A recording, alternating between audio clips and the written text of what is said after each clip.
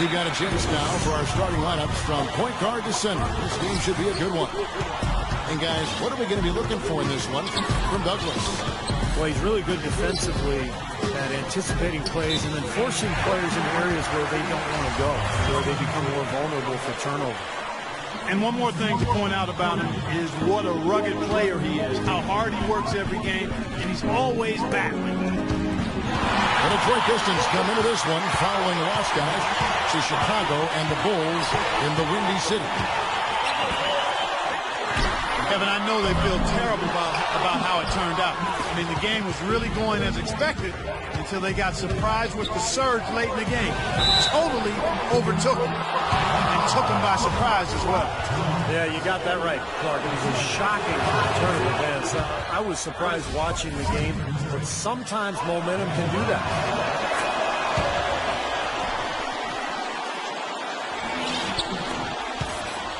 You know, if you're not a big, strong guard in the NBA, it can be tough going in the paint. But for Brandon Jennings, he's got that floater in the lane, and that's what's allowed him, despite his slight frame, to be able to score in the paint.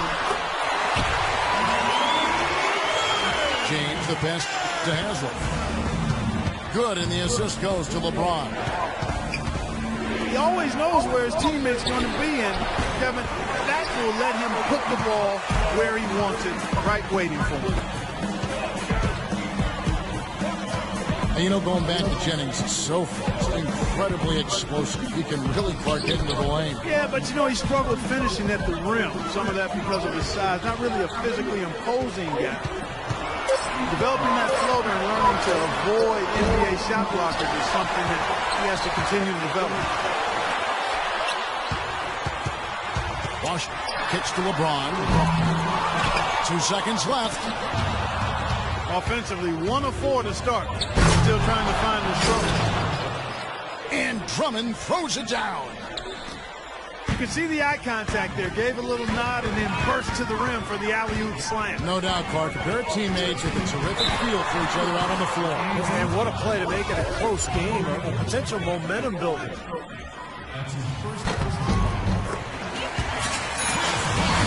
You know, Miami went to that smaller lineup last season, and a big change in that was having Chris Bosh move over to the 5 spot. Not his natural position, but I thought he held his own both offensively and defensively playing in the middle. We're just about 2 minutes into the first quarter. LeBron with single covering. LeBron drives in. Here's Haslam. Can't hit. And the Pistons now going the other way. And for Bosh, playing the center, Steve, he's giving up some weight out there. But he's a very smart defender. He avoids fouls. And you know, the way the league is these days, Kevin, most teams play smaller. And Bosh can normally find a center that he can guard without too much trouble. There are a few matchups around the league that are a problem. Well, they got the speed and the pressure of that Miami defense.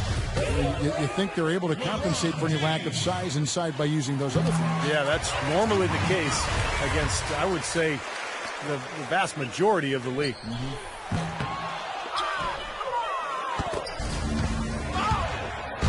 You know, if there was no salary cap, no max contract in the NBA, you'd have to wonder what LeBron James would command for his salary. I mean,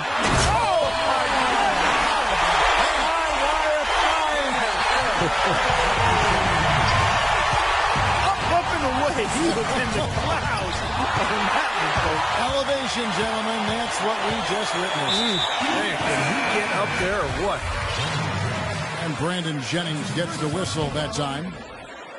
That's his first foul. A different look for Miami.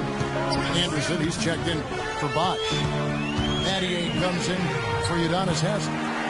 And Allen subbed in for Tony Douglas. And the basket by Chalmers. They are really doing a nice job establishing a presence inside early. That's going to open things up for them on the perimeter going forward, Clark. Allen dishes to James. And that one's good. James has got 5 points so far.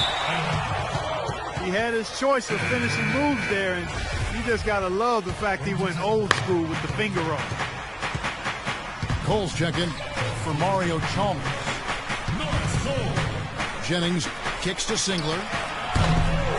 Offensive struggles continue, missing again. Miami leading by 4. Here's Cole.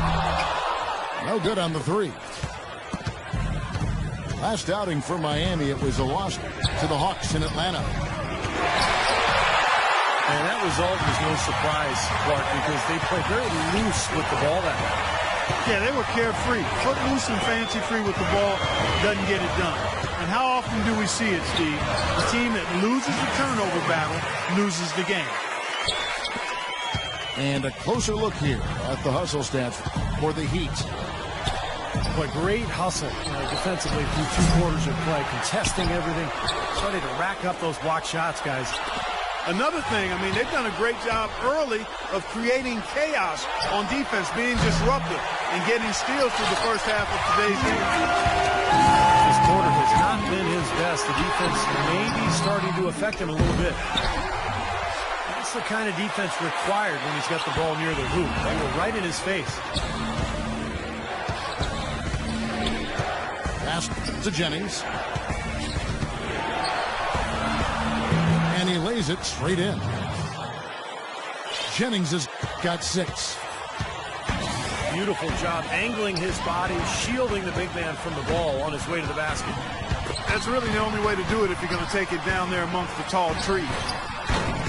And Anderson gets it to go. Heads-up play there, guys, on the assist and the finish.